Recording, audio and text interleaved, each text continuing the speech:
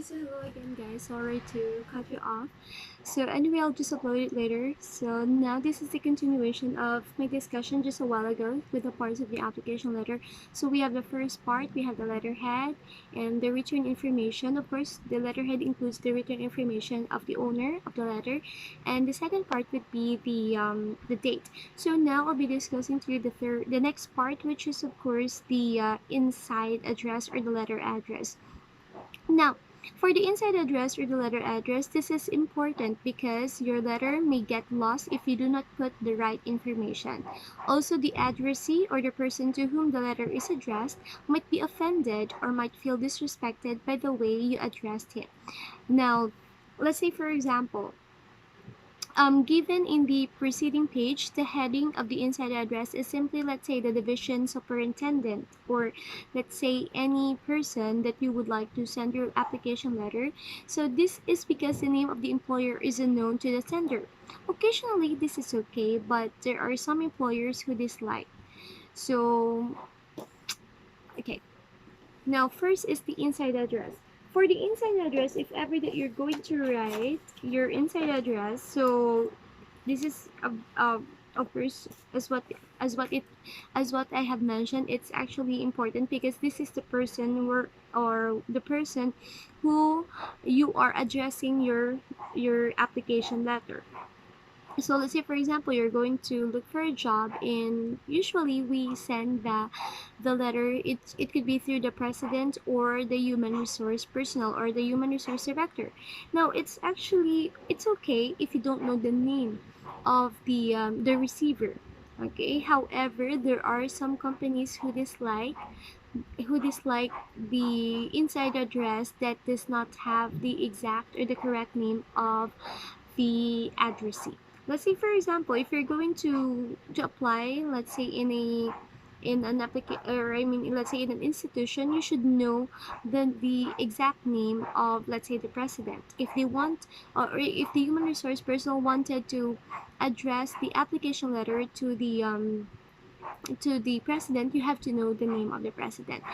One tip, if ever that you're going to look for a job, know the company, know who are those people behind the company, especially the president or the organizational chart of the company, because you should know to whom you're going to send your letter.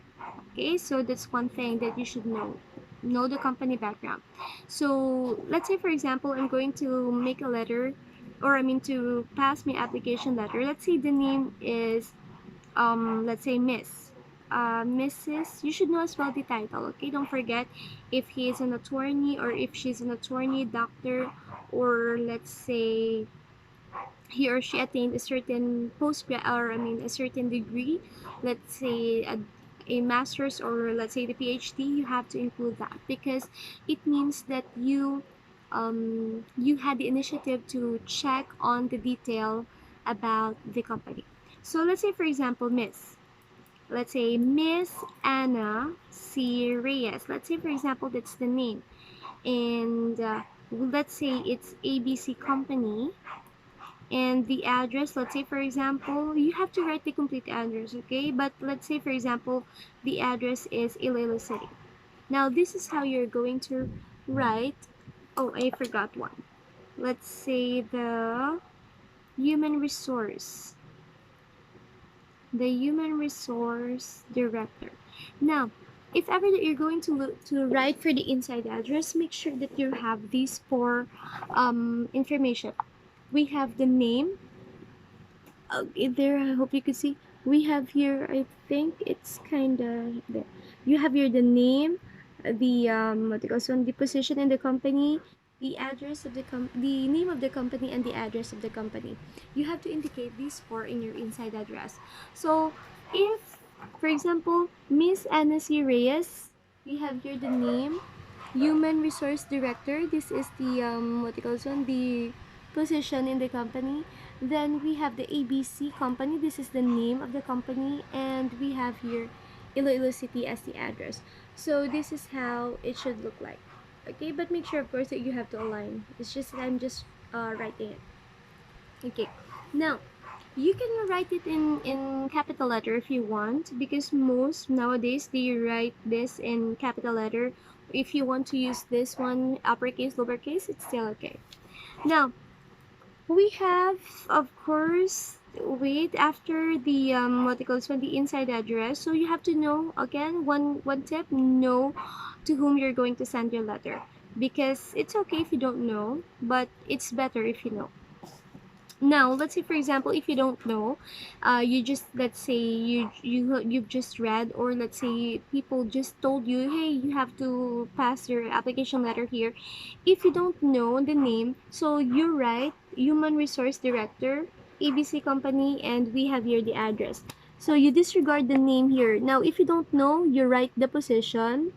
You write the position we have here. Then we have the name of the company and the address. So that is if you don't know the person to whom you're going to send a message, or yeah, the letter. So next is we have, so after the inside address, what's next one?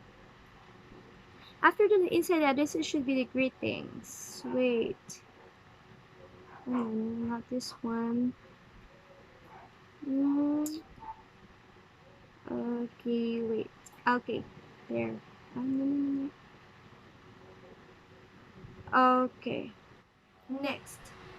So if you're here.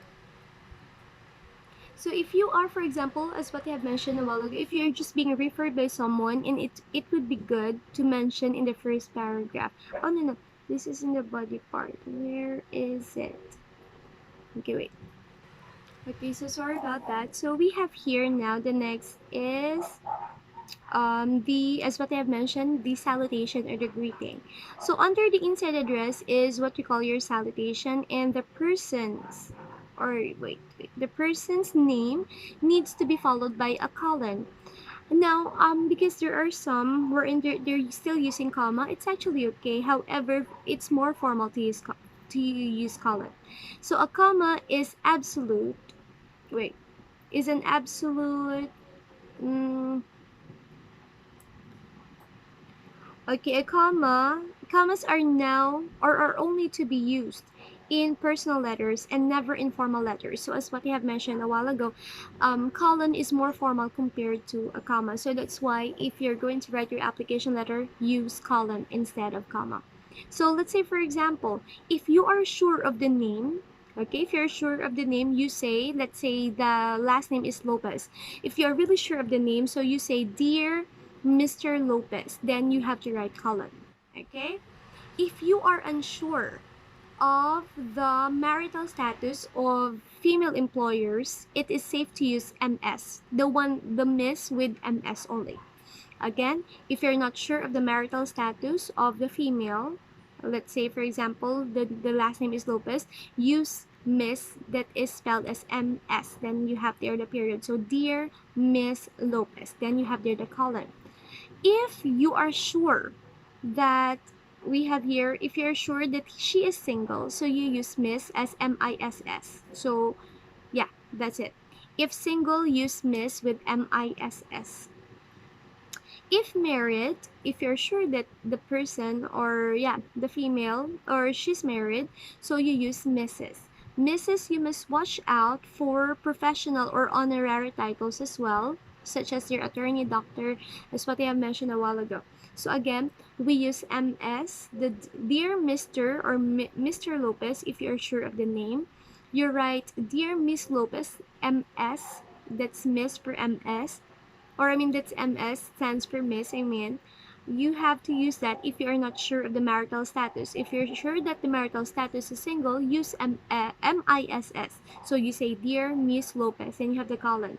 If you are sure that she's married, well, obviously you write Mrs. Lopez. However, you have to take note of the title. The honorary titles, or professional or honorary titles, such as attorney, doctor, engineer, if you know. So you have to write that. Now, if you don't know the person, or if you don't know the employer, for example, you use sir. No, you use sir. I'm sorry, not sir. You use sir or slash madam. So you say dear sir slash madam, then you have there the colon. If you don't know the person, or if you don't have the name in the what you call this one, in the inside address, use only sir or dear sir slash madam, then you have there the colon. Let's say for example, we have here Miss Anna C. Reyes. So if you're going to write your salutation, so you write Dear Miss Reyes, then you write colon. So this is your greeting. Dear Miss Reyes. Then you have to include the colon. Okay, so next. So I think I'll just have to cut this one because we still have, I think, three more. So I'll be back. Okay, thank you.